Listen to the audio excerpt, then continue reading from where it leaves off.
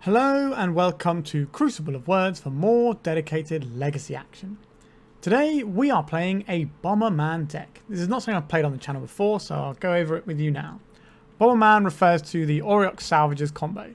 So this is a 4 mana 2/4 with 1 and a white, return target artifact card with mana value 1 or less from your graveyard to your hand.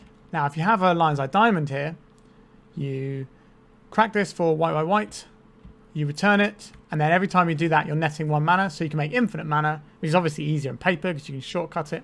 But you make infinite mana, then you dump it into a Walking Ballista, which is another thing that you can return from the graveyard because it has mana value of 0. And that's how we tend to win the game. We do have a Karn, which can obviously find Karn lock pieces, as well as another Walking Ballista if we need to go and get our opponent that way. And we don't have one in hand or whatever. This is also known as a Saga deck, so we have a Saga beatdown plan. And the rest of it is just dedicated to doing our thing quickly and reliably. So we've got fast mana and Mox Opal and Lotus Petal. We've got Ingenious Smith as a 4-of to try and dig for our combo pieces. We've got a little bit more mana in Azorius Signet here. And we have Chalice of the Void as one of our pieces to slow down our opponent. So we've got 8 soul lands to try and make this turn 1, as well as Lotus Petals and stuff. And because our whole deck is built around even mana values, we are a Gyruda deck.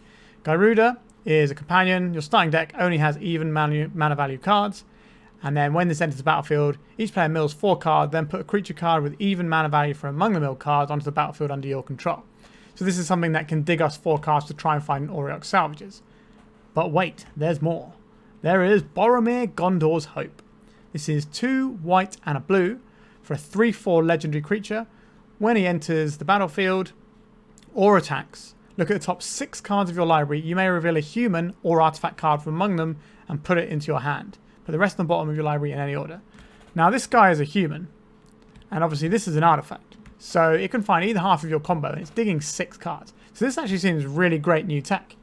So I'm quite curious to see how this is going to play out. Now there is a downside in the fact that it's white and a blue to cast this, which is why we're running the Azorius Signets to try and power it out. Other than that, we've got some Cavern of Souls, so we can try and do our thing uncounterably. Ingenious Smith, a human. Ethersworn Canonist, human. So there's some overlap between the Boromir and the Cavern of Souls there. We do have a Karakas. We only have the 1 planes in our deck, but we do have a Razortide Bridge, which is an artifact, so we can find it off of our artifact finding things, as well as being an indestructible artifact land. So it's not going to get wastelanded off of our colours, in theory. So yeah, that's the deck. This deck can go off very fast, but it can also grind a little bit because you've got a lot of value engines and things like sagas and stuff. So yeah, that's about where we're at. Sideboard wise, we've got some removal that we can play here in the Spatial Contortion. Maybe this should just be plows, but I'm not really sure. This isn't my list. We've got some Graveyard Hating Containment Priest and Leyline in the Void. Again, this is a human, so it'll be uncounterable. And then we've just got the package the Karn package that we mentioned before. And that's it. That's the deck. I've not played Bomberman for a very long time. So we're talking maybe 15 years, and I only played it once, so going to be a little bit rusty, but we'll see how we fare. It's certainly something interesting we have it on the channel, and we're playing a new card, so what's not to like? Alright, remember to like and subscribe, and check out the video that came out on the Saturday just gone, because there was a giveaway in that video, so have a look there. I think entry for the giveaway ends this coming Saturday, so check it out if you want some free stuff. It's a book and a free donation deck for the channel, so why not? Alright, let's jam some Bomberman. If you're looking to play Legacy on MTGO like me, why not try Card Hoarder? They're a rental service that I personally use, and I found them better than other rental services that I've used in the past. So why not give them a try? Alright, we are on the play for round 1. We've revealed a Gyruda, which might give our opponent a little bit of an idea what we're doing. So what does our hand do here? We are an Urza Saga hand here, and then we can, once we get the Lion's Eye Diamond off this, we can win the game. So sounds good to me. The combo is somewhat all in because Lion's Eye Diamond does require us to discard our hand. But alright, here is our Urza Saga. We'll pass the turn. So this is going to let our opponent know that we have an Auriok Salvagers incoming. Sorry, not Auriok Salvagers, an Ancient Tomb incoming. They might have guessed we have an Auriok Salvagers because of the Gyruda, because what deck plays Gyruda in this day and age. I guess they're unlikely to think that we're the full-on Gyruda combo deck where it just chains into clones and then copy it and you basically play your whole deck out and kill your opponent. Right, there's a Lotus Petal. What is our opponent up to? Mox Opal. Okay, our opponent's giving me some 8-cast vibes over there. So we're not going to worry about Azorius Signet getting killed, which is good. Okay, they're tapping white mana. Karn the Great Creator. That's going to be very good against us. Very, very good against us. Let's see what they choose to get off of this. Oh, our opponent was a Gyruda deck as well. Sorry, when the reveal came up in the thing, I thought it was just ours being revealed. Okay, so we're in a mirror match here. Or something similar to that. Okay. This is going to be a wild one. Guess we play Ancient Tomb. We try and get our lad on the go. We need to deal with our opponent's Karn if we have any hope of winning this game. Gyruda Mirror, round 1. I don't believe we have the liquid metal coating, so our lists aren't exactly the same here. Alright, there is the Auriok Salvagers. Are they just going to win this turn? So they can make infinite mana right now because they're going to go and put Lion's Eye Diamond into play. Yep. Do they have the payoff in hand? There's a question. There it is. Yep, so they've shown us the Walking Ballista. We can't do anything about this. If they just start going for it, they're not going to stop. So, yep, okay. We lost the first round, the first game in the mirror. Very interesting. What are we supposed to do about this? It's probably these 4 Leyline of the Void, right? And that means we probably don't want the Chalice. And that's probably all we go for at this point. Yeah, that was a turn 1 Karn, wasn't it? That was pretty good, as it turns out. Turn 1 Karn against the artifact deck. Not too shabby. Let's reveal our Gyruda. We're going to need some more mana if we keep this hand. But we do have the thing that foils their combo. We just need a soul land. And I regret keeping this hand. Maybe. Like, we do lose to just like an early Karn. I think we have to get something a bit faster. Okay, this is a turn 2 Karn. That's probably okay.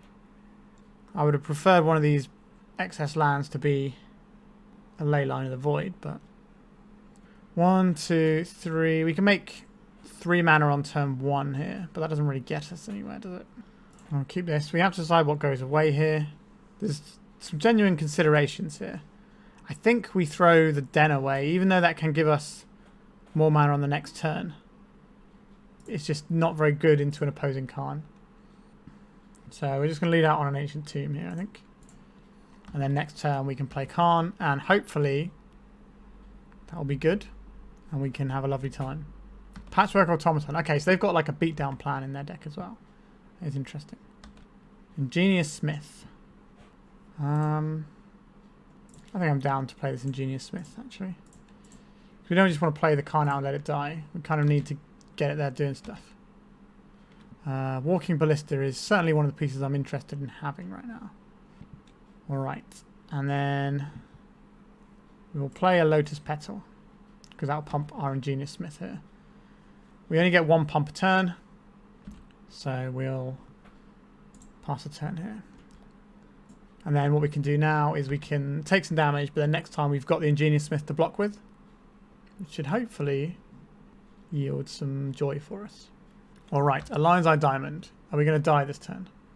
I don't think so, but I could be wrong.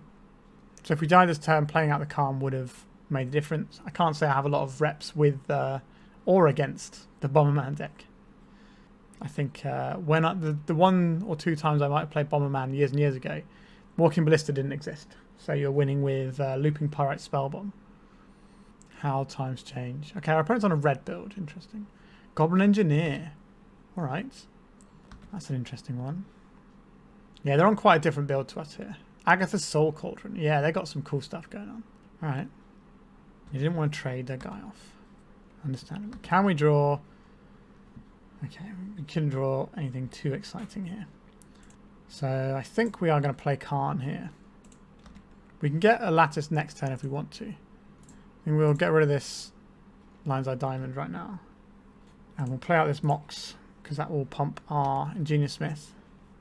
So they can get their Patchwork Automaton to have some cool abilities, potentially.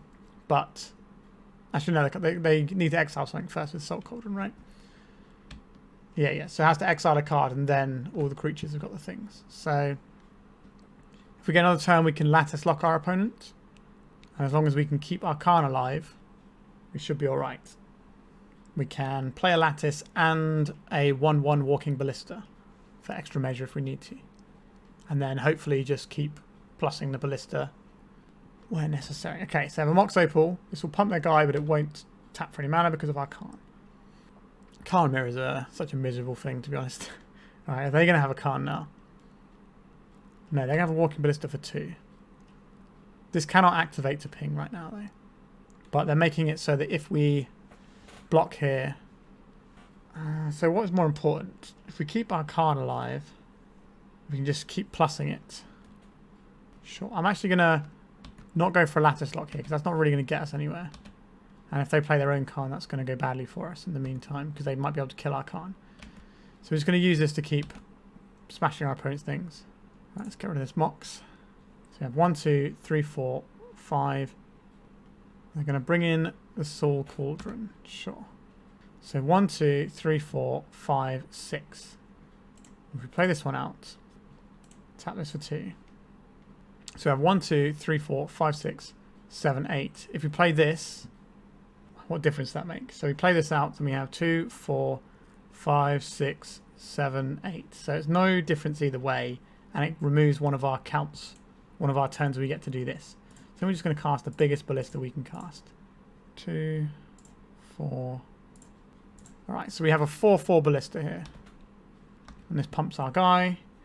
I think we probably want to ping down this Engineer while we can. Maybe we could have done this a slightly cleaner way. But if we start pinging this down, they're probably just going to get this and we can't blow up with the Karn anyway. Alright. I'm going to sit back on blocks again. I don't think we're ready for Gyruda, but we're not a million miles away from wanting that. Alright, so they've played out a land. Are they going to do a similar thing? Except they don't have the Ballista. Phyrexian Devourer. Okay, yeah, so they're on this build. If you're unfamiliar with Phyrexian Devourer, sorry. So it says power 7 or greater, sacrifice. Exile top card of your library, put X +1/+1 counters over X as the exile card's mana value. Now this doesn't seem great, but when it's in the bin, you get the activatability of it using the Soul Cauldron, and then you can just make an infinitely large, well, not infinitely large, but a very large guy. This is probably what they're attacking here. Interesting. So we need to keep our Karn alive here. So I think we can probably kill their Ballista and chump block this. And then we do need to keep our Karn alive if we go for this plan. But I think this is okay for now. And then this will ping them for 1. So we can get an Ensnaring Bridge and hide behind it if we need to. Or we could find an Auriok Salvager. That would be helpful, but no. 1, 2, 3, 4, 5 mana. Have a look at our sideboard. If we play... We don't quite have the mana to do the Lattice lock right now. So what do we want? If we get a bridge, that's not the worst for us, is it? So I think we go to attacks here. And then we play the bridge. Let's go and get this. We could just get another Ballista. Honestly, don't hate that as a plan. We get the Ballista here. It's a 2/2. We block, ping them for 2. They die. Yeah, I don't hate that. We should have done this other way. We've missed a point of damage there. Because we changed what we were planning on doing, unfortunately. I hope that 1 point of damage doesn't come back to haunt me. I thought we were just getting the bridge so we we're going to get some damage in and worry about blistering, but maybe could have done things differently. Now, if we get plowed or something here, that's going to be annoying. Well, probably going to be not necessarily game over, but pretty close to it. Although we've kind of shut these Ancient Tombs off a bit. This is going to attack the Karn, I think. So we do the block that we were planning on doing. And hopefully our 1 damage that we missed isn't going to be the end of the world. Our opponents could have been on 2 instead of 3. Let's see. This is quite a weird, janky little game, this one. All right, our opponent's gone to 1. They couldn't have played this if we had played this game correctly. All right, Come on deck. Ethersworn Canonist. This can protect the Karn, which I think we have to do. Yeah, we can protect the Karn in two ways here. We'll just attack with this guy. The goblin has to go underneath the bus here. So what we can do here is tap this for 2. Play out this Azorius Signet. And then we can play out this Canonist. We're certainly playing a lot of our life total here. Then we can plus this to animate our Azorius Signet so we have 2 blockers. We definitely could have had this game played in a multitude of different ways. Like if our opponent, if we'd have played this Signet out earlier as a thing to animate with Karn, we could have possibly killed our opponent on the previous turn. We obviously missed the 1 point of damage, but we managed to get there. Sideboard wise, I think I just like what we had there. I think the Leyline is really important. There is an argument for Spatial Contortion as a way of killing engineers. Am I about that though? I think if we just nail them with a graveyard, that's probably better. We didn't regret the mistake we made, but we get to learn from it and not take the loss, so that's good. All right. This hand... this hand's got some gas going on, right? We have infinite mana. We just need the Ballista, which maybe our Ingenious Smith can find us.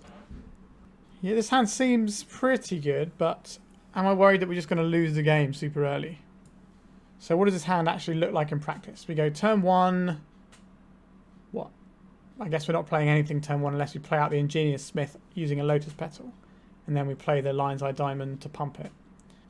That requires us to find another piece of fast mana to get infinite mana on turn 2, but infinite mana might not be good enough anyway. Maybe we're supposed to mulligan this one, weirdly. Yeah, I think I want a Leyline. Alright, this hand is very similar, but has a Leyline. I guess we throw back the Petal. So we have our combo for infinite mana, we just need a payoff, which hopefully Ingenious Smith can find. But we're also going to need some more mana. If they play a Karn, we probably lose. Alright, they've got 2 mana. Another LED. Another LED. They're going to storm us. Walking Ballista. X is 1. Alright, our opponent's putting Gyruda into hand and playing Gyruda. So the way Gyruda works is it will mill both of our libraries. And then they will get a card from it. They're going to take our Boromir, I believe. Yep. That's not great for us.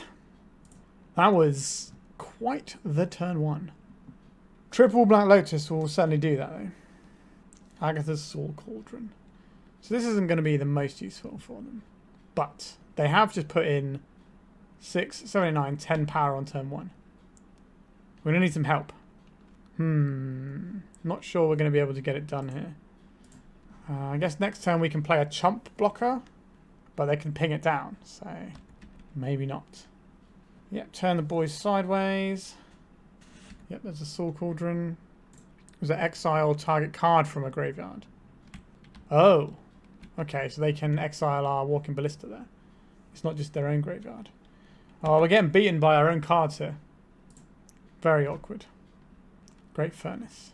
Sure, this means I have 4 mana to pump into this Walking Ballista next turn. They're going to do this now to get +1 damage. Probably on their... Oh, okay, on our Boromir. Sure. How do we get out of this one? Now, we've lost our Walking Ballista that was milled as well, which is a bit awkward. And Urza's Saga. What does that do for us in this situation? Very little.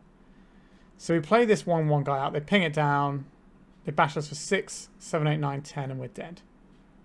Is there any way we can try and combo here? What could we hit off of this? If we have 1 spare mana, it's still not going to be enough for anything, is it? If it's like a Mox, we're still not getting anywhere. Guess we play this on human. Have a little look, but I don't know what we're supposed to do here. Maybe they don't ping our guy down and we get to win the turn after, maybe. But it's going to be hard to win with a Soul Cauldron. I guess Lotus Petal. I'll play out a Lotus Petal. Goodbye. That was quite the game. Wowzers trousers indeed. Alright, let's go to round 2. I enjoyed that. Boromir looked very good. Obviously, it would have looked better if we were the one with it, but the power of triple Lion's Eye Diamond is pretty strong. Alright, what does this hand do? We go turn 1, Chalice. Turn 2, we have 3 mana. If we find any mana source, we get to play one of our 4-drops. That's 29 cards. I like those odds. Obviously, Wasteland might be a bit mean. Go for a cheeky little Chalice of the Void here. We kind of need this as an artifact. We can always play a Walking Ballista, I guess. Let's pass a turn. I'd love to find like an Ancient Den or something like that would be really handy here. We can just play out this Boromir. Or this Karn, to be fair. They're both pretty good, but Boromir can hook us up. Okay, so they've got a tomb as well. Okay. Interesting. We're going to play these out as well, I think. And then let's smash into this Karn. What do I actually want here? I guess we just take the Lattice and we can Lattice lock our opponent. We need another mana source to do that, shouldn't we? Get the Lattice now. That's interesting. Could just get another LED here. Maybe we should have got Ensnaring Bridge because our opponent could be a Sneak and Show deck. So they're a Sneak and Show deck and they can't, and they, I guess they're not going to cast Emerald. We're going to get another turn. But, so the reason for the Lion's Eye Diamond here is we might be able to put a Gyruda on the stack next turn. A Boseiju. Interesting. So graveyard stuff is a little bit awkward, potentially. Karn the Great Creator. We can't cast this Boromir. We could just do a Lattice lock. Do I just want to Lattice lock our opponent here? That seems like a reasonable thing to do. We're left with a Karn on 1 counter. What could they realistically flash in for 3 mana like this? I don't know. Like we could get a Karn. We could replay our Karn and have a Karn with more counters on instead. Or we could have a Walking Ballista that can do some stuff. It's an interesting call.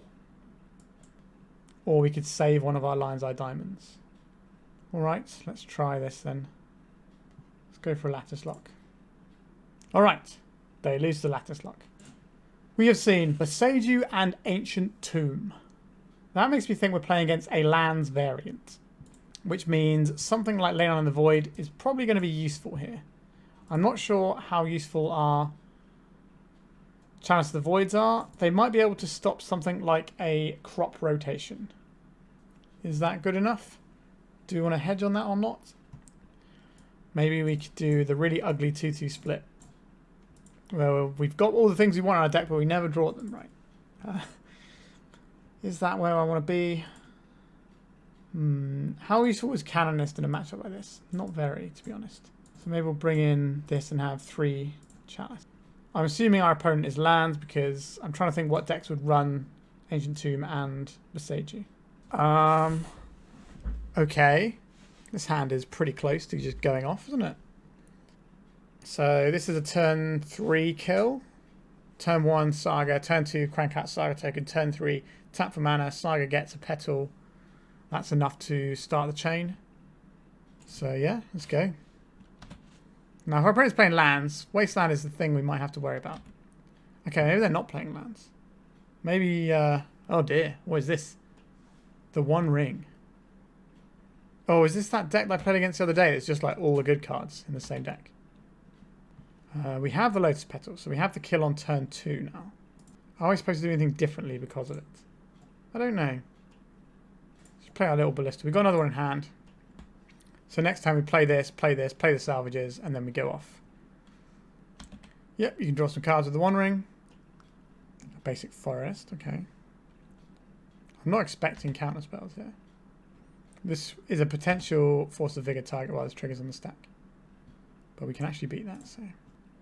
Are we supposed to go for a Karn here and just shut off their land? Oh, sorry, not shut off their land, shut off their One Ring. Maybe that's safer than trying to go for Salvagers in the face of potential crop rotation mana. But do I think they're playing crop rotation? I don't know. I do not know. 1, 2... I want to do the thing. Let's do the thing. That's the combo. We have the mana that we could pay again if they try and exile this. I've demonstrated the loop. This is the point. Oh, what is this? Besiege you on the Walking Ballista. Do I want to get another land? More than I want to ping them? Yeah, I think so. There's a little bit of clicking involved in this combo. I'm just going to skip in terms of the video to when it's working, or if anything interesting happens. I've returned the ballista now, so that our opponent knows that we can go off here. I'm just demonstrating that I can do that. Right, they did not scoop to that. Alright, our opponent got bored of us clicking through it when we got up to 25 mana, so there we go. We demonstrated the combo finally. Not really sure what our opponent's playing in their deck, but we kind of did our thing quite quickly there. In paper, we could have just demonstrated the loop and then said, okay, we'll make 1 billion mana, then we'll kill you. But we do have to click through online. Hopefully that won't come back to bite us, because the deck is quite quick, aside from the clicking through. Alright, let's go to round 3. We're 1-1. We're going to turn to Boromir. That's pretty cool. Or we can turn 1 Chalice of the Void if we think that's going to be more useful. Yeah, this hand seems like a keeper to me. I don't think we're doing turn 1 Saga to try and grind out tokens, but it is an option we have. There's a lot of ways of playing this hand, so a lot of mistakes we can make, I guess, since we don't have the expertise. Would we rather play out a turn 1 Chalice or a turn 2 Boromir? If we've hit any fast mana, we might be able to do the Boromir. I think we should play the Chalice out. Like, this can slow the game down a lot, and means that if we get Boromir into play, it's more likely to survive, so it's going to dodge things like Plough. Alright. Misty Rainforest. Let's play as a Saga out. Pay 2 mana, get ourselves a Signet here. And not really doing anything for 2 mana here, so let's pass it over. We can jam a Karn next turn and just try and freeze our opponent out. Don't have a liquid metal coating though. So this is the turn where our opponent could spend 2 mana to Prismatic Ending what we're doing. We could also just crank out some Urza Saga tokens, if that's where we want to be. Okay, we're 1 card away from just comboing our opponent. If they're a high tide player, the Chalice is going to keep them locked for a little bit, but not forever. I think I'm going to play Boromir here. Like, it beats pretty close to an Urza Saga power, but also has all this extra value attached. Cool card. Ooh, we got some action over there. Blue. Days. Alright, we're not paying. If we'd have played out the Lion's Eye Diamond, we could have paid there. And then maybe we can hit ourselves into the Auriok Salvagers. That's certainly an option. We can try and lattice lock our opponent next turn as well, because we're going to have 4 mana plus 6 mana from the second Lion's Eye Diamond if we find one off of the Saga. Blue and a Daze. Daze generally isn't something you'd see in High Tide though, because they want to keep their islands in play. So they'd rather play things like Forces or even Pacts of Negation on the turn they're going off. So I don't think we're playing against that. We're playing against some sort of mono blue tempo deck. City of Traitors. Okay, we could be looking at Drawn from Dreams. Okay, this is like Omnitel, I think. I think we're going to go for Lattice Lock next turn. We need to get something done here. Okay. Another Lion's Eye Diamond. We're just going to get all the Lion's Eye Diamonds, I guess. We could just put a Gyruda on the stack, which might win us the game immediately. Is that true? 3, 6, 9. With this mana floating. Maybe. That could win us the game on the spot, or we could Lattice Lock, which will win us the game on the spot if it resolves. Got a feeling that we're not going to be resolving anything. But we can try. We also get 2 bites of the cherry here, because if they counterspell this one, we can at least try next turn. Right, Force of Will, pitching Preordain. Okay. So next turn, we might be into trying to... The Lattice Lock might not be good enough, depending on what our opponent's done. And we might have to go for Gyruda swinging into our little friend, because we will have enough mana to start off the chain there. Right, they're not doing anything now. I think if they're not doing anything, maybe we just go for another Karn. Oh wait, no, we can't go for a Karn, can we? That's interesting. Do we go for a Canonist? Is that good enough to spend a turn on at this point? Because once we start cracking our Lion's Eye Diamonds, that's the point of no return. If we play a Canonist, at least if they play Omniscience, they can't do anything with it. Alright, so this means if they play Show and Tell into Omniscience, they can't just win immediately. And we can win through this. That's why it's in our deck. With our opponent with so many cards in hand. Yeah, I think we're right to do that.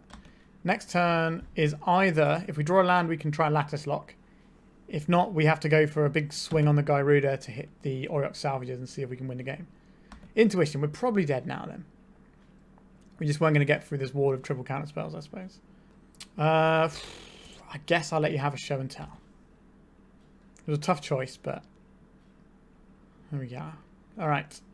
So we're going to get Show and Telled on. I hope they don't play an Omniscience. If they just put an Emrakul into play, we at least have a shot. We're not going to play this Walking Ballista because it doesn't do anything. An Omniscience. Are they going to play an Emrakul? They are going to play an Emrakul. How many of our opponents are we going to lose? 1, 2, 3, 4, 5, 6. All of them. That is more opponents than I want to lose. Alright. Containment Priest is good here. The Chalices are also still fine, so I don't hate those. The Canonist definitely has some merit, as I mentioned. It's a case of how do we sideboard from this point, because that's where it gets a little tricky for my mind. Karn is okay. It's definitely like a nice payoff we have. Is Boromir too expensive when Ingenious Smith does a similar thing?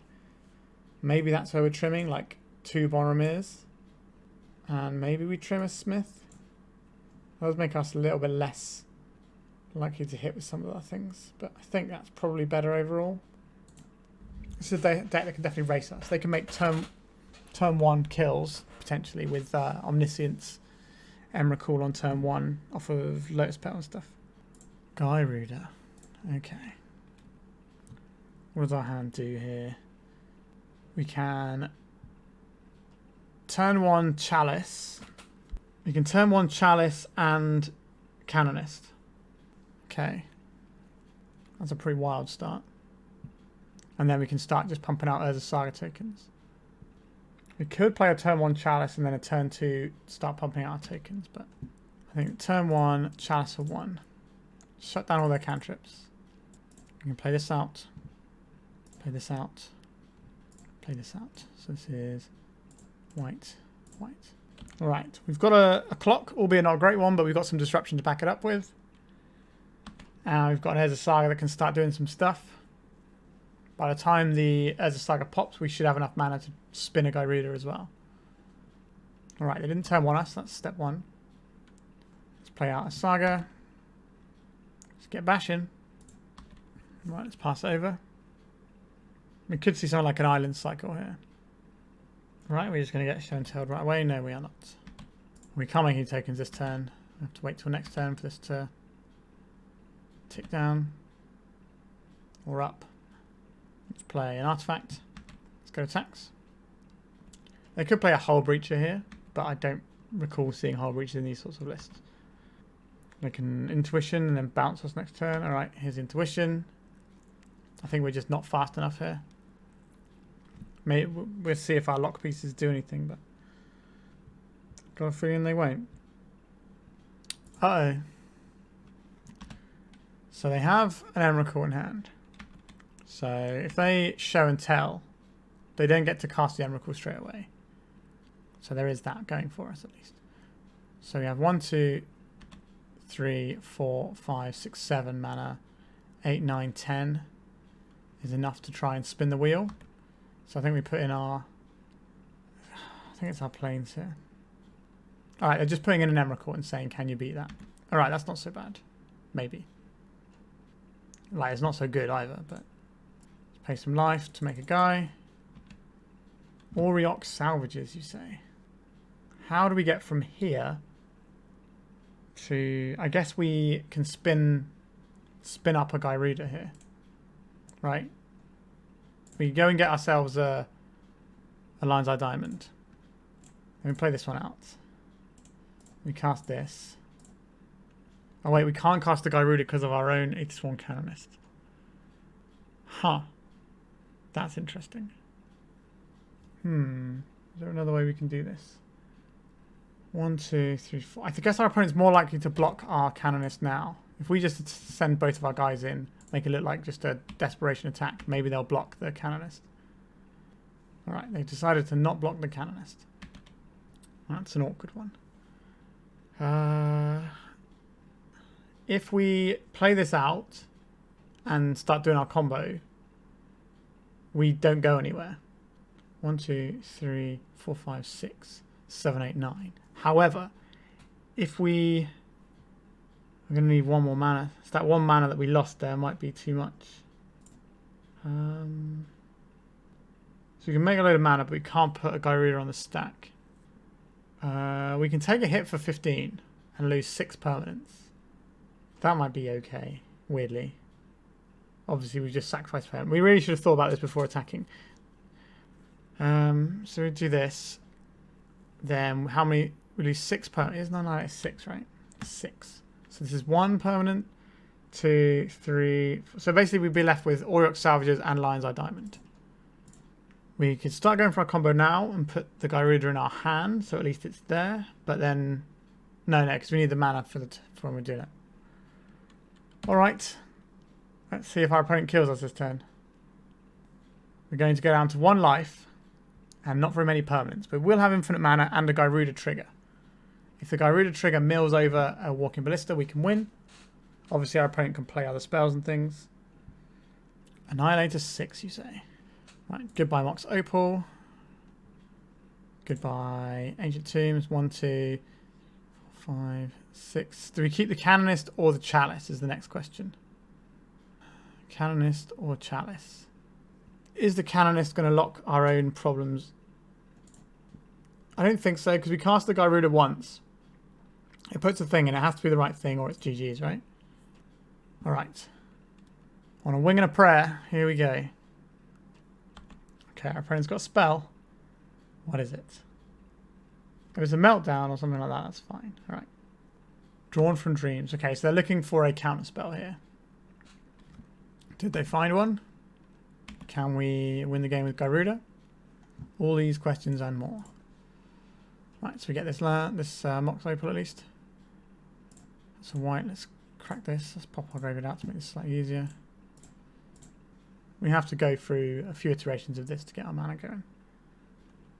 If I had infinite mana, well, if I had infinite time here, I could do something pretty interesting where I get back our Chalice and put it on 5. So they can't force of will us. Do I have enough time to do that? There's only 15 minutes on my clock. Unsure. On paper, I would 100% do that. I reckon I've probably got time to put that on 5. I need a few more iterations of this before we can put the Chalice on 5. And then we can try the Gyruda out. We need to make sure that we've got 4 mana left over when we do the Chalice, so we can return it twice in case something goes wrong. So we're nearly there. One more iteration, I think, isn't it? Alright, we're in. Our opponent seems to be F6 now. 6, 7, 8, 9. Let's start the whole thing again. Companion. Put this into our hand. We did not hit the thing we needed to hit, unfortunately. We just hit the Canonist rather than the one we wanted. And there's nothing we can do about this now. Alright, yeah, that's the end of that one. A bit unfortunate there that we didn't hit either Boromir, Ingenious Smith, or the Ballista. So, you know, one of those is the one we want to hit, the other two can find it. But yeah, our opponent was just a little bit faster than we were there. Let's go to round 4. Opening hand for round 4 gives us a turn 1 Chalice and a turn 2 uncounterable Boromir. If I can do my maths here. Could lead with this and the Petal. And then Chalice. But then our Mox Opal switched off. Actually, no, that's not true. It's not switched off. So next turn we have 1, 2, 3. Yeah, we do have to play out the City of Traitors if we want to play the Chalice on turn 1. And the Boromir on turn 2. because we want to make sure that our Boromir is uncounterable. That might not be necessary, depending on what our opponent's playing, but Urza's Saga. Okay. What flavour of Urza's Saga deck is my opponent? Lion's Eye Diamond. Interesting. So we'll play out this Mox Opal. It's Lotus Petal. So this can tap for white. 2. This comes in, taps. It becomes human. And we tap this for blue, uncounterable mana. And play ourselves a little Boromir. Little uncounterable lad. What are we going to find here? A Walking Ballista. That's one of the things we're looking for. I will take it. So 1, 2, 3, 4. So if our Boromir attacks and finds us a Salvagers, we can combo next turn. Ancient Tomb. Right, our opponent's just on that life. Salvagers? Not Salvagers. Let's attack. Can't believe this is when it comes into play or attacks. That's so much value. We could play another Boromir and keep digging. That would cost us one of our Lotus Petals. But it gets us close to winning the game, doesn't it? Or we could play a Walking Ballista right now. What does that achieve? A 2-2 Ballista. We kill the first Saga. We can kill the second Saga. We don't really care about Walking Ballista dying. I think that might be better than playing the Boromir, to be honest. If our opponent's relying on Saga to do stuff, then... Are we playing out these two in case we need to put an emergency counter on our guy? Probably. I don't know why we would need to, but I'd at least like to have the option. If this was a post-board game, I'd be less inclined to do that, because you might find things like meltdowns. Say no to this one. So it could also be a thing they're using to beseech the mirror with. Which is another reason why I'm inclined to deal with it, but our opponent is probably going to... Right, just floating a mana here. Alright. Pithing Needle is just going to be on Walking Ballista. It is on Walking Ballista. A forest. Not really sure what our opponent's on yet. Okay, so we are looking like a land strategy then. But we've got a reasonable amount of power here. We can make an infinitely large Walking Ballista. Let's attack with both of our lads first. An Auriok Salvagers. That is infinite mana. If we want it. I guess we probably want to have that option. Oh, our opponent scoops. We have infinite mana, but we don't have any way of actually turning that into a win. But they've seen enough. Alright, so our opponent is on some sort of land strategy, so I think we want these Leylines back in, and these Chalices and Canonist do not seem amazing to me. But I think that's probably all we want. Let's just resubmit. Okay, this hand does get there at some point. It's a case of how much time we're going to have to pull it off. Like, Wasteland is a real thing we're going to have to try not to have too bad a time with. Exploration, yep, that's a pretty good start to a turn from a lands player. And a Saga. I can get a Pithing Needle. Playing Shadow Spear, so we can't just ping down a construct very easily either. Boromir, Gondor's Hope. What do we want here? Do we want to play out Ingenious Smith right now? That does take up a decent chunk of our mana. I don't think we do want to do that. I think next time we play the Saga and the Smith, and then hopefully the Saga ticks down and we have enough mana by the time it goes off that we can try an infinite combo. But Paducah Bog is a thing we have to worry about. Karn may be a really valid strategy in this particular matchup. Yep, we're going to be seeing some large metal boys on the other side of the table. Mains of Earth. Okay, attacking plan not looking so great right now. Play this out. Have a little friend here. Can you find me the ability to infinite combo? You cannot. Okay. We'll play this out to pump our guy. I don't believe that we're going to be... I don't know, maybe our Razor Sagas can be enough to take us out, but they're probably going to have a never-ending stream of them, whereas we've just got one Saga right now. We need a little bit of help. But if we find a Lion's Eye Diamond off the top, we can go for it. Now, will that work? Will our opponent have a crop rotation to get us? Uncertain. They've gone for an expedition map. That's interesting. This is going to be for a wasteland to just get rid of our Saga. I think it probably is. There's the wasteland. Yep, sure. So we say goodbye to Sagas. No Lion's Eye Diamond Tutor for us. I don't think we trade this Smith. Life from alone. Alright. That's not the best of times for us. I don't want to take this trade. Alright. Another Ancient Den. If we want to play Ingenious Smith and pump them both, then we need to crack this petal to do so. Or we could just play a Walking Ballista, right? This is whenever you cast, right? Whenever one or more artifacts enter the battlefield. Yes, it'll still work. So I'd rather keep our petal back. So I'm probably going to do this. This will pump the first one. And then if we want to pump the second one, we can play a Walking Ballista for 0. Not an ideal play, but it's a thing we can do. A Mox Opal, you say? That's better than playing the Ballista, isn't it? Let's play this one and pump our other Smith. There's no point attacking to have a Maze of Ith. It's not worth my time putting that on the stack. We may need our clock to do a lot of clicks in this match. So they dredged some stuff. Pithing Needle's gone out of their deck though, that's nice. Wasteland, we probably lose the Ancient Den here. Shuts us off Metalcraft. But we can play the Auriok Salvagers still. They are showing us white mana, which means Source to Plowshares is something their deck could very conceivably have. Sure, Life Blown back some lands and stuff. Equipping the large lad. I will take 3. We can force some damage through here, but it's not going to be great considering our opponent's going to be able to gain it back so easily. Lion's Eye Diamond? Not a Lion's Eye Diamond. But we can... what is this? Swords to Plowshares, that guy. Okay. We can put an Auriok Salvagers on the stack here. Or we could put a Boromir on the stack. We know they've got a Karakas. This pumps our guy. I think I kind of want a Boromir here, but that does turn off our Mox Opal is the problem. If we play the Auriok Salvagers, I don't think they plough this unless they have another plough, right? I just don't think you care about that much. Maybe it should be the Salvagers. Alright. There's no window when we play Walking Ballista that we get a chance to activate our Mox Opal for mana. So if they wasteland us here, it's not going to be amazing for us.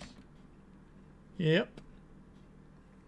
So I should just play out Urza Saga and a wasteland here, right? And just get some more damage right. So the reason we play this out is because if our lands are going to get ruined, a Paducah Bog being in play is genuinely very good for us as well. Because we don't care about the crop rotation. So if we just draw into Lion's Eye Diamond, we can just win the game here. Am I just blocking this now?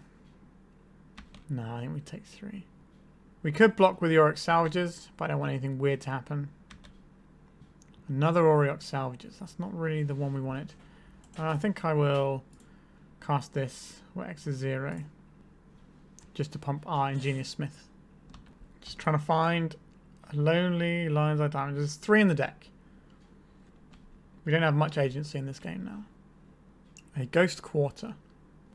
They're going to test us to see how many planes we have in our deck. Do you know what they're going to find? They're going to find that we don't have any more planes. Sad face. Alright. Not great for us. As you've probably guessed. We stem the tide, giving ourselves a chance to draw the Lion's Eye Diamonds. We at least can try and put a win on the stack. Come on, deck. Come on. Karn, a great creator. You're not great. I think maybe we have to trade off this Ingenious Smith now. Haywire Mites. That's pretty good. We can't trade off the Ingenious Smith anymore because they can make a guy in response. That's pretty bad. We're just on drawing Lion's Eye Diamond for the win, really. And if our opponent has something to stop us, then fair enough, we lose the game. Alright, another Wasteland.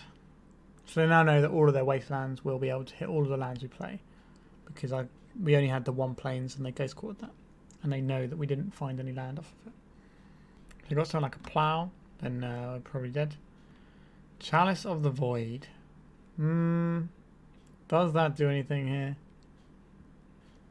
We're going to have to retrieve this from the graveyard anyway, so we're going to play this where X is 0 so we can pump our Ingenious Smith.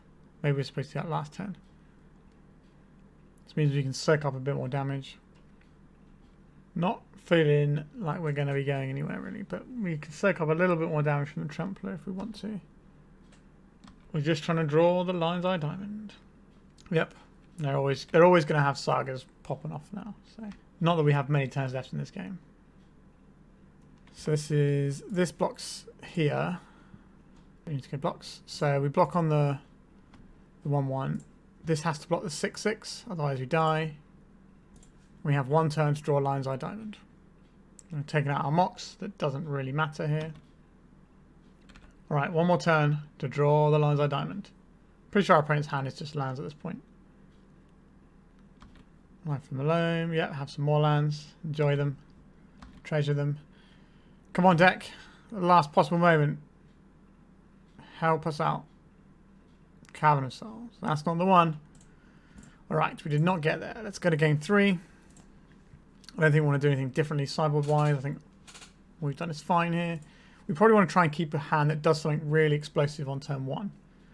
So 4 mana, smashing down a Karn or something like that would be real good. Alright, what does our opener do? It's pretty all in on this Ingenious Smith doing something. I think we can get something more exciting. What does this do? This is turn to Boromir. Is that good enough? It's probably fine. No, we kind of need this, don't we? So we need all of this to produce the Boromir. I guess the Ingenious Smith goes, and we hope they don't like ruin us with something like a wasteland on turn 1. Prince Mulligan to 5. I think we'll play out just a Ballista on 1. It gives us Metalcraft for making things a bit easier if one of our artifacts gets blown up. Can take out a Haywire Might. I'd love to draw a Karn. Smash Wasteland. Uh-oh. Not a fan of that. We did know that was a problem that could happen to us. A Lotus Petal. Play one of these out. Play one of these out. Play one of these out. Play one of these out. Play this guy out. So we go white, blue, white, white. Come on, Boromir. Lion's Eye Diamond. That's part of the plan. In fact, it does it when he attacks. It's so good. I'd never seen this card before, if I'm being honest with you. It's pretty impressive. Elvish Reclaim, sure. It's not that exciting to me. Right, let's attack Boromir. Walking Ballista. Another Lion's Eye Diamond, though. Don't mind if I do. We're 1 mana shy of getting Gyruda this turn. We can get it next turn. And if the Gyruda hits our boy, Auriok Salvagers, maybe we get to win the game. Like, we put 10 cards on the bottom of our library that aren't Auriok Salvagers. So there's 4 Auriok Salvagers in the top 30 cards of our deck right now. Put out this Signet to help us out down the road. And we'll pass. Claimer can only get lands tapped, but that's still very good for the purposes of Bojuka Bog. But are they just going to sit there and hold up Bojuka Bog? Looks like they are. Karn the Great Creator. Right, let's attack with our Boromir. They can block and then fetch up a land so that their guy, so they don't take damage because their guy will live here. If we take this Ancient Den, we can play this Karn. Alright, fetching something in response. What is it going to be? Alright, they're off it. So Boromir getting the work done there. Definitely drew us a whole bunch of cards and we got to select what we wanted. When this Karn resolves, we have a choice of just putting the Lattice lock in play, which they know we have 2 Lion's Eye Diamonds for because they've seen both of these, I think, off of Boromir triggers. So that'll be pretty good. And we'd have to use our Ballista to defend our Karn, but our opponent won't be able to cast any spells. That's pretty reliable. So yeah, we are 2-2. Going to the final round to see if we can get the 3-2. This hand does not really play Magic very well. Let's try again. Okay. Can probably work with this one. We'll keep, and what are we throwing back here? It's probably the city, isn't it? Just rely on Ancient Tomb to punch us in the face a bunch. We'll close those as a Saga. Do we want to play a Canonist or Ingenious Smith this turn? This is a tough call, to be honest. I think I want the Canonist. I think Canonist has the highest upside. This could just pretty much immediately win the game when it comes into play. Force of Will, pitching Cap Cannoneer. Alright. Interesting that they want to counterspell that. Considering they're mainly playing artifacts in their deck. Shadow Spear, sure. Bauble. I don't think they're supposed to counterspell that Canonist, you know. Our opponent's just come to the same conclusion. Our opponent's got the Magical Mystery hand. 1, 2, 3, 4, 5. They were very close. They had a turn 2 Kappa Cannoneer. Right, opponent's drawing a whole new grip. City of Traitors, you say? No, thank you. Not yet, at least. Alright, so we've got our Ancient Tomb. We can start making our constructs. Right, opponent's got another artifact over there. Right, they're baubbling us. They're going to have a lot of information about how we're playing the game. Let's make a 1-1. Opponent draws a card. We make a 2-2, that then becomes a 3-3. Let's get Lands Eye Diamond. We'll play this land out. And we'll bash for 3. Next turn we have infinite mana. We can then use that to Gyruda and see if that hits what we need. It's a lot of clicking. Thought cast, yep, that's drawing them to more forces. A spell bomb. That can break up our combo. But we'll see if we can force something out of our opponent first. They've got a pretty good idea about what we're working with over here. So, well, that's the lethal combo, isn't it? Okay, let's go to attacks and see if this works or not. Let's play this one out. Let's go 1, 2. So we're going to have 1 mana left over here. This is a counter spell target if you've got one. A pain cost. This is a Metallic Rebuke. It is a Metallic Rebuke. This is interesting. We can pay for this. They can bounce this. But they're still taking damage here.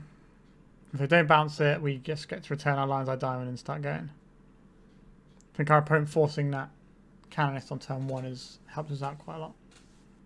They're drawing a card rather than bouncing our salvages. Interesting. 3 cards in hand. Otsuwara. Okay. 2 cards in hand for our opponent here. This gives us the white mana we need. Turn this Lion's Eye Diamond. Play this Lion's Eye Diamond. Then we'll attack for 8. And then we have to do less iterations. Alright, our opponent's had enough. Yeah, I think their little Force of Will early on definitely helped us out. What do we want for a matchup like this? We have Karn, which is great. I don't think we want the Leylines. Or Spatial Contortions at the end of the day. So we're just going back in again. Like, Leylines are okay versus Emery.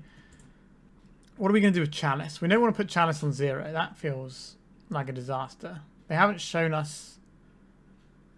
Maybe we're supposed to board in the Contortions instead of having these Chalices. That still leaves us with 1 card to board in. A Miser's Leyline. Or just a 2-2 flash. I guess a Miser's Leyline doesn't hurt too much. Watch us immediately having our opening 7. Right, let's choose this one. I did say we'd immediately have it. And we have a turn 1 Karn. No, it's not a turn 1 Karn, is it? If we draw a mana source. I'm going to keep this one. It's explosive and has a Karn in it. And it shuts off Emery draws quite nicely. And we never have to draw a bad Leyline in the Void in our entire game now. Alright, there's a Saga. There's a Bauble. There's a Lantern. Cracking the Bauble. I'd like to draw a mana source, please. Any mana source will get us there, to be fair. Maybe not immediately, but soon. Boromir. Are we supposed to play out a City of Traitors? I think we are. It doesn't feel great. Alright. They've not got much going on. I imagine they've got a bunch of counter spells in their hand. Can we find a mana source? Not really. Let's play a Lotus Petal. I don't really want to play this Mox Opal out. I don't really want to play anything out here. I think we just pass. So I can get a Pithing Needle here, which can definitely jam us up. Right, they felt the need to get a Mox Opal because of their mana, so that sort of helped us dodge a bit of hate, but it does mean they get to start playing the game. Patchwork Automaton is not a fast enough clock for us to worry about just yet. Thoughtcast, that's pretty good. Patchwork Automaton. Getting pumped up there by a bauble. Patchwork Automaton looks a lot better than the old Ingenious Smith, doesn't it? Being able to pump it multiple times is pretty tasty. Now can I have something useful? We've seen our Karn. We can't play any of our spells here, apart from the Ingenious Smith, which takes us further from Metalcraft. So I guess we're passing. Yikes. A bit of a disaster. Kept a one-lander expecting to draw another mana source, just never hit one.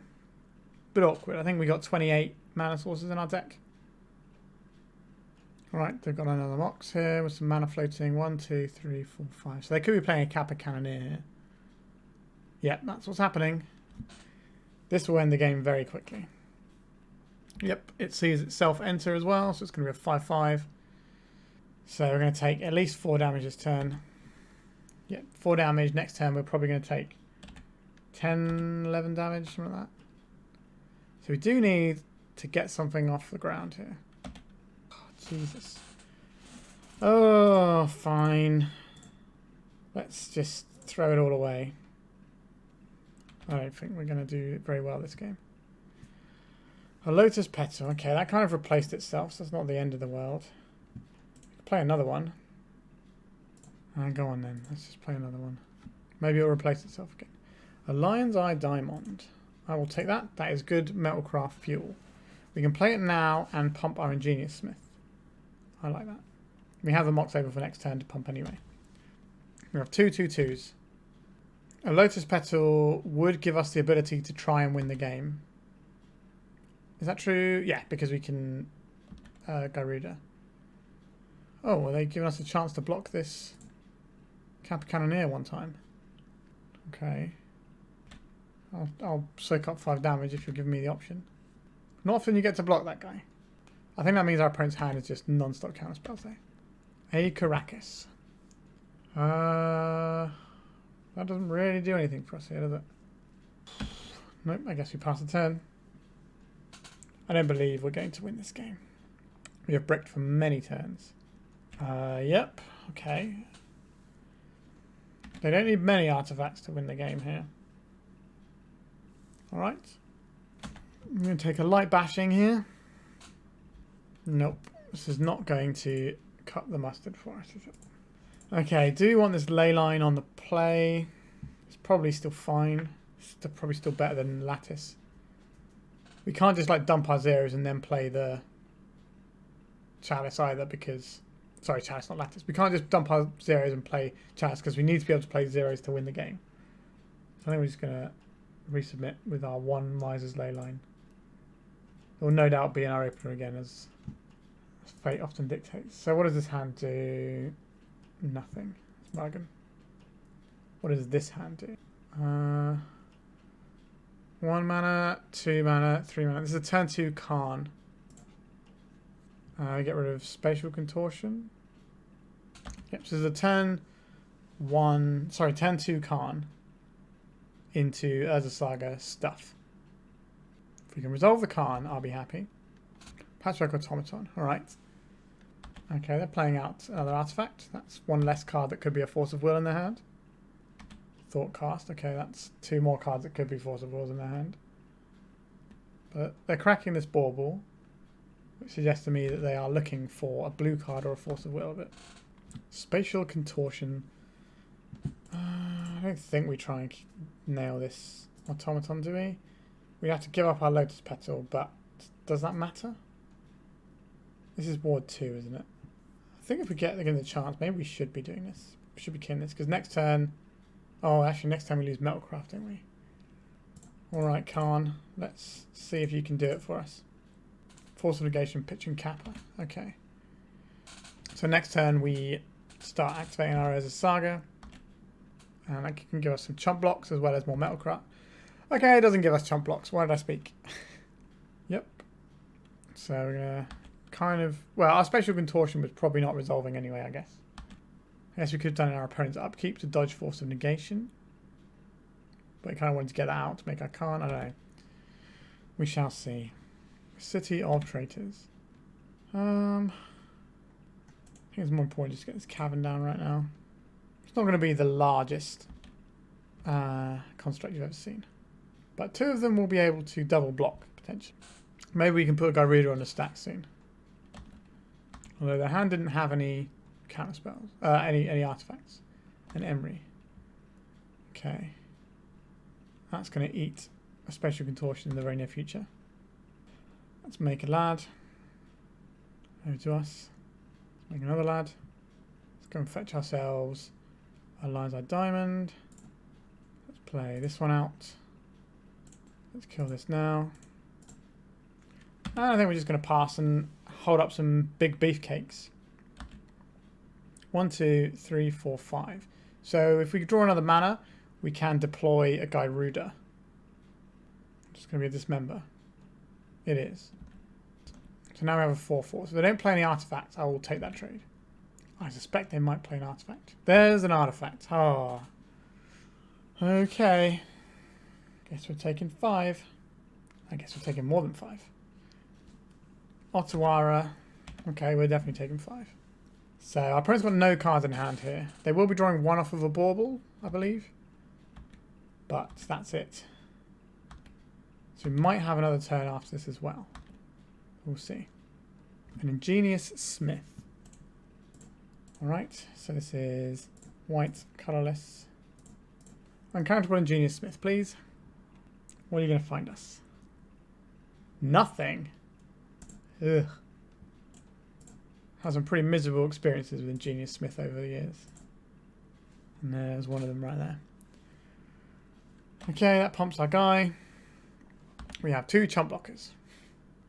However, their creature has trample. So it's just gaining some life. The Canonist goes under first because the Ingenious can soak up more damage next turn potentially. Alright, this is a 6 power guy. Yep, I think we will soak up a point of damage. So 2 points of damage here. It's going to be very different if we did try and Spatial Contortion that. So we would have got to have a Karn, but then we would have been able to Contortion the Emery. So, right, Bauble Trigger. We don't have a chance to play around anything here. We just have to go for what we can go for. Okay. That was for white. No, that was for blue actually. That's for blue. Play this. Keep this one. Tap this for blue. Crack this for white, I guess as good as anything.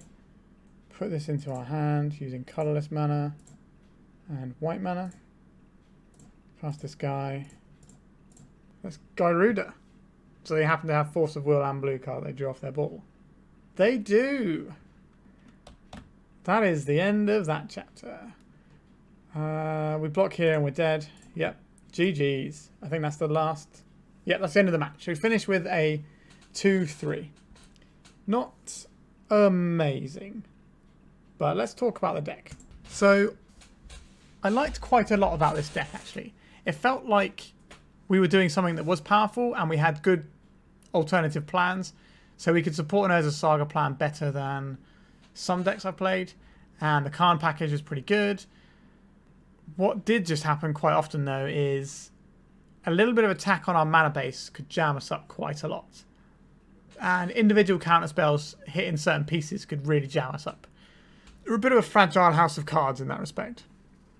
And we did have a bit of trouble just getting our spells to be castable, right? We had numerous situations where we had Mox Opals that weren't turned on. We had to use our petals to try and play stuff, but then we need to try and find another artifact to try and get Metalcraft again. It just did feel a little bit awkward, truth be told. Nevertheless, though, I do quite like this deck. I think there's definitely something there. And Boromir, as something we were just like smashing out super early doors, was real good. It did a lot of work in a couple of games. Like, there was one where it drew us 2 LEDs. And our opponent basically scooped to it. So I think there's something in the Boromir. But if you look at our curve, we are incredibly heavy on 4-drops. But we only have 22 lands. Now, yes, we do have Petals and Mox Opals. But they aren't always very reliable mana sources. I feel like we need more mana in this deck to really make it work to its full capacity. I'd kind of be interested to see a version without Karns. So you take out the Karn, you get yourself another Walking Ballista and another Lion's Eye Diamond. And then you have 2 slots where you can maybe play around with. It just does feel like we're very overloaded on 4 drops. And we need a little bit of help getting there. Like some more Azorius Signets probably wouldn't be bad. Or even Talisman of Dominance. Or not Dominance. Progress? I don't know. Whatever the Blue-White Talisman is another shout. Because that can give you starting mana as well. But Signet probably is better. I don't know. But maybe something like that. It just feels like getting up to these 4 drops can kind of be make or break. And if somebody counters it, you only get 1 stab at it quite often. And if it gets countered, then it's lights out. If it doesn't, then you're fine. So any deck that has counter spells and a reasonable clock is going to feel pretty awkward for us. Now, we do have caverns that can make our humans uncounterable, which is nice. Maybe we can lean further into that and play some other humans that can maybe help us out. I'm not sure. It definitely feels like there's something here. But what I will say is this deck is not the most fun to play online. If you're playing in paper, you get to shortcut and say, okay, I'll add 1 million of this mana, 1 million of this mana, and you can just play all your spells instead of having to click for 4 minutes to try and get all the mana up. So I'm not necessarily sure this is something I'm going to play very much online because of that. That is certainly a turn off for playing the deck. But it feels like something is there, right? We had several games where we just felt so in command. But the counterspells did feel awkward. And being a deck that's bad against counterspells and probably not great against Wasteland either is not a wonderful place to be where Grixis tempo and stuff and like Scam are really popular. It feels like one of the more fragile combo decks I've played for a while. But it is undeniably quite powerful when it does its thing. And it has a lot of alternative plans. I don't think this is for me, but I do think there is something there. But I'm not going to be playing very much of it to try and optimize it purely because of playing online with it is not the most exciting. Alright, I think I'm done with this one for today. I hope you enjoyed something a bit different that you probably don't get to see online very often because all the things we mentioned. Remember to like and subscribe, and thanks for watching. Goodbye.